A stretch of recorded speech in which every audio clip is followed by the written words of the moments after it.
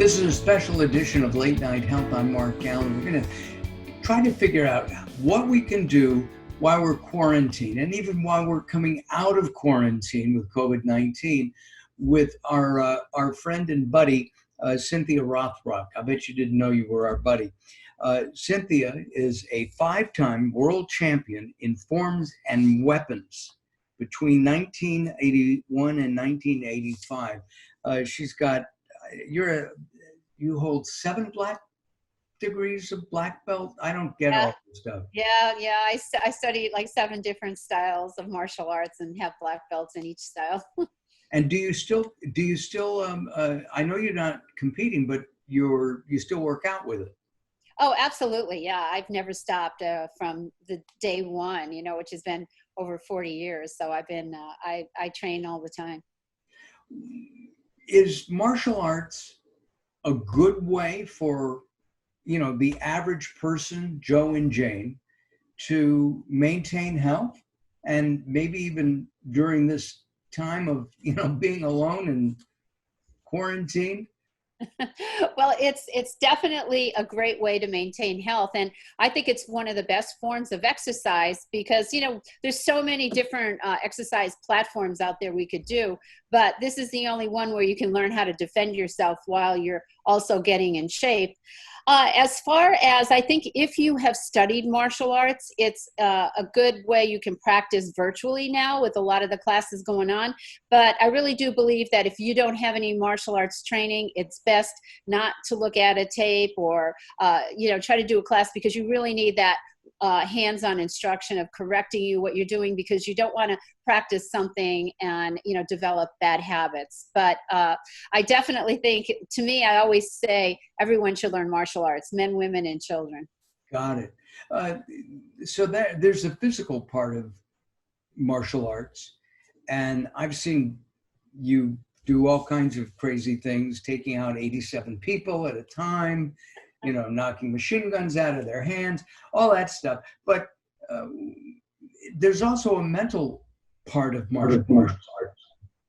Yes, it's a lot of mental and physical, because there's so much concentration, there's so much thinking process, remembering your moves, so it's a lot, it's a lot at first for the beginner, but it's definitely great, especially for children, to start, like I would say, like at age 5, because it really does help with focus and concentration, and, their grades get better. But yeah, it's a lot. You have to remember a lot when you're doing martial arts, but that's what comes with practicing over and over and over again, that at some point you don't have to think, and your body just will react to situations. What about somebody who's, say, 50 plus, all right, and they've not done anything before? Could they do martial arts? Oh, absolutely. I've seen people that started at 84. The thing about that is to find a style that adapts to your body. Of course, you wouldn't want to get into like a Chinese style called wushu, which is a lot of jumping and spinning and acrobatics. You'd want to stay something more that focuses on your hands and feet, and not so much of the fancy style. So my recommendation is basically at any age you could start, and you just go and you look at different schools, and you could say, oh yeah, I could see myself moving like that, and give it a try and see how it is. Because there's so many styles out there. Most of the schools offer, 1 or 2 free lessons too, don't they? Yes. Yeah, they should. If it's a pretty good school, they should have like an introductory program for you to start and try and see how you like it. And it's not only like learning, but it's also looking at how the students are, how the discipline is in the class, how the instructor, speaks, and you could get a feel like, hey, this school is for me, or no, maybe this one isn't for me. Let me try another one. It shouldn't be, to me, like the dojos in Karate Kid. No, it should not be. If you see that, run. Fast. Yes. Right. You mentioned something. You said Chinese here. When you received one of your degrees, because you're a Grand Master, you were given a Chinese name. Well, actually, I do have a Chinese name, and it's called La Fulok. And if you say it fast, La Fulok, it sounds like Rothrock. But I didn't get it because of my martial art championships. I got it when I did my first movie in Hong Kong, which is called Ah, Yes, Madam. And it was very hard for them to say Cynthia Rothrock. It was very hard. So I became La Fulok. I see. What is it, and what does it translate? Do you know? Rothrock. Oh, okay. Got it. That's easy. That's easy. How did you get, how did you start? You started young, didn't you? Yeah, I started when I was 13. And I kind of, even at that young age, I tried a lot of things. I tried different various musical instruments. I did baton classes. I did dance classes, so I was the kind of kid that I always try it. And then I'd go, oh, I don't like it. I'm going to go on to something else. And my And girlfriend's. your family would say, but we bought the accordion already. Oh, yeah. Well, that's what happened in the martial arts class because my girlfriend's parents were taking it. And I said, wow, that's kind of cool. And then when I got there, we're talking back in the late 70s, I was the only girl in the class. It was all men and they were all punching and shouting. And I was like, I can't do that. And my mom signed me up for 4 months. They did not have the introductory program then. And the first class, someone hit me in the head, right? This is old school training now. It wasn't a business. It was like, hey, if you're not tough, you can't hang with us. And I got hit in the head, almost knocked out. The second class, someone said, hey, break this board with a kick. And I didn't even know how to put my feet in the right position. I broke my toe. And I was like, that's it. I don't like it. I don't want to go back there with all those men. And then my mom, said, I paid for 4 months. You have to go. And she put her foot down. So I always say I have to really thank my mom because my career would not be what it is in martial arts if it wasn't for her making me stay. And putting your foot down is kind of, you do that in martial arts. Yeah. And what I realized from this too is that, a lot of times we try things that are hard and we give up really easy. And I learned from that point on never to give up, that everything is hard and it just takes time. And the more you put into it and the more you practice, it's going to get easier and easier. So, it was a really good lesson for me, one that I've learned and I kept throughout my whole lifetime. Uh, let's talk about COVID-19 a little bit and the martial arts community. Has the martial arts community accepted, the distancing, which is hard to do when you're fighting, um, have they accepted that? Are they, super washing their hands, wearing masks and all that? Well, yeah, actually, all the martial arts schools got closed down. So a lot of people have been doing a lot of virtual classes or teaching one-on-one virtually.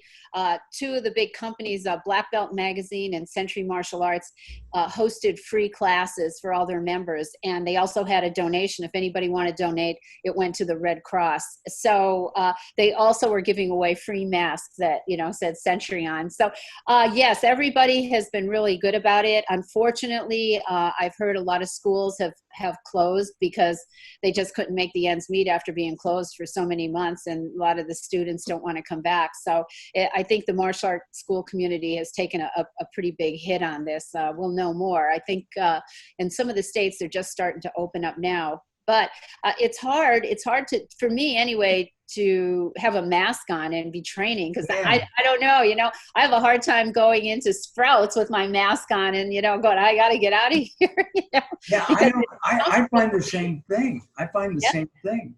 yeah, Um, and I keep touching my face because of the mask. I right. I went and I had my glasses adjusted the other day, and the optometrist and I were talking because I've been going to him for years, and we both hate wearing the masks. We wore them. We did not take them off while we were there. He had. It's pretty amazing. He's had plexiglass shields put on all the equipment. In fact, he's right across the street from Sprouts, the optometrist. And I should say that Cynthia and I live in the same town of Thousand Oaks, California. And we never run into each other at the market. It's amazing. I don't get that. I know, right. Yeah. Well, that's because we haven't been able to go out. Right, exactly. Yeah, I don't think I've been to Sprouts in months. No, I haven't. I haven't gone to Sprouts. Gone to other markets, but I haven't gone to Sprouts. But I digress. Um, Wearing the mask and working out, it's got to be doubly uncomfortable. For me, it is. I think some people say it's okay. Like, the people that are wearing them like at least 8 hours a day, like say if you're working in Walmart or something like that. And then I guess you get used to it. But the other day I went in to get my hair done. My hair salon finally opened and we both have masks on. And when he was rinsing my hair, he gave me a towel to put over my face. I had no air coming in. I blocked all the air. And then I started like panicking a bit. And then I was like, okay, just breathe and calm down. And then I got a tickle in my throat and I was like, oh, I'm going to cough and everybody's going to be looking at me like, what are you doing? You're coughing at this time, And then finally I had to take the one thing, I left the mask on, but I had to take the other part off. I was like, it's really uncomfortable for me because I like fresh air and I'm always in the mountains, So then when Right. I'm limited just to breathing in here, it's not easy for me. And I guess for you too, because I think your glasses fog up, right? The glasses fog up. There's one mask that I have, and they don't fog up if you really tighten it. You can tighten it on your nose, Yeah. and it won't. But then you can't breathe. Right.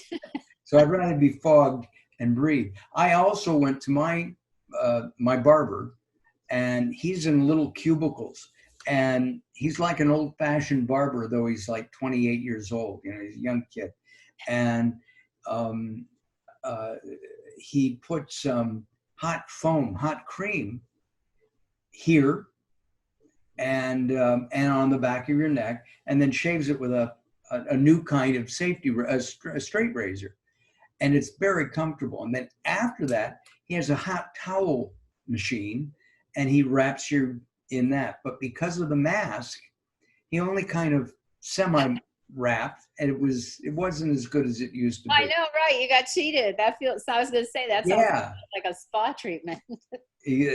Wow. At least you got your hair cut. A lot of people are going around with really long hair or gray hair, or Yeah.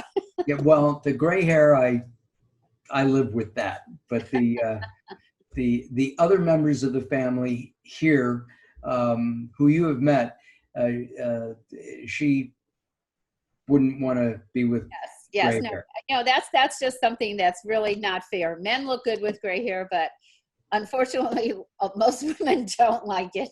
Yes, exactly. What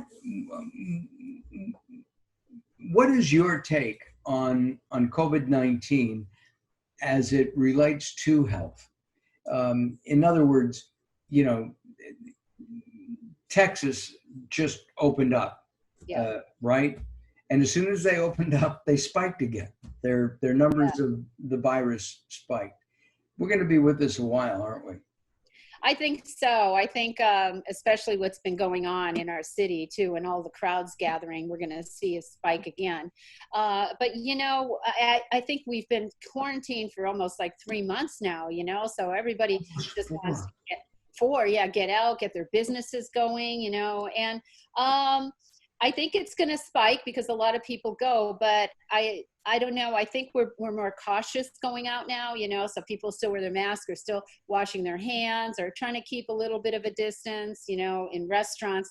I went to a restaurant the other day and they had like it said reserved for imaginary friends on every other table. And at first I walked in and I went, wow, look at all these reserved tables. And I realized that, it's distancing. And wait a second, which one? Where did you go? A Lazy Dog Cafe. Oh, okay, sure. I went to, yeah. It was the second restaurant I've eaten in like 4 months, so I was all happy. We've taken out, but we haven't gone out. Yeah. So yeah, I did. So I feel like, I don't know. I just feel like just be as safe as I can, and I tell my mom though, because my mom's in the age and she has underlying health conditions. I don't want her to go out, and she's having a tough time because, she's living by herself. She's in Pennsylvania. She's not here. I can't visit her, but I think people like that have to really, really, really be cautious, Okay, and, Mom, you got to come out. Yeah. Move out here, right? That's what I said. I keep telling her maybe someday. It's a good thing for her to I think it'd be a good thing, Mom. So come on out. Yes, absolutely. I'm around. We'll help you. We'll help Cynthia. What as we wrap up our time together, what do you think is happening in America in terms of health? Are we healthy? I mean, you're kick-ass. Let's, right? Yeah. Our mutual friend Robert has told me that you could take me down 10 times and not even breathe. So I'm very respectful of that. But do you think most Americans are healthy? Well, I don't know about most Americans. I think in our state in California, a lot of people work on health a little bit more than maybe some of the other states. But I think this, for all the problems we had, the good things that come out of COVID is that, we're sitting home and like myself, like I would never do like a class on the TV or, I have an exercise bike. I had it for like a year. I never got on it, but it forced me to get on it. And I thought to myself, I said, I should be working out when I'm at home too, not just go out. And I started feeling healthier. I started feeling like I just started feeling good. And I think because, being in the home situation so much, it made a lot of us say, oh, well, let's just do some sit-ups or let's, all the bicycles were sold out. It's hard to get a bicycle, like rollerblades. And to me, it's a good thing because a lot of people have found new ways to exercise, and hopefully when and they feel that they're feeling better, that when we're free to go out and do everything, people will still keep up that regimen of working out because nobody wants to like just sit there, watch TV and eat. Right. And well, I personally gained weight because we're not, I was working out 3 times a week. It's interesting because I feel like I work out a little bit more, even if that's possible, because I like walk all my dogs. I have 5 dogs, and it's like, if you don't have anything to do, you say, oh, okay, well, I might as well go do some of those sit-ups, and I found like I got like an exercise ball. Okay, I'm going to get one of those. And then I got one of those kettle balls. Okay, I'm going to get that. And I started researching like a TRX up on my wall, and I feel a little healthier because I'm working out a little bit more at home than otherwise. Because, we're at meetings, we're going to lunches, we're going to dinners, but you have to focus on something. And I think one of the major things that we could have focused on is like health. And what about eating? Has that been a challenge for you with COVID? Yeah, I eat more. I eat more because I'm home. So I go, oh, I got to work out more. But I think, yeah, it has, because I'm the kind of person is usually, I'm pretty good, and I kind of switched it off a little bit, saying, okay, I got to stop eating like this at night, because I'm a person that likes to eat when I watch TV. And I'm watching a lot of TV at night. So I'm like, okay, popcorn, watermelon, something. So then I tried to say, well, let me just have tea, hot tea, So I struggle with the eating at home as well, but I'm working out, and I think if we balance it's okay. But I think a lot of times some of us are eating out of boredom too. Oh, there's no question.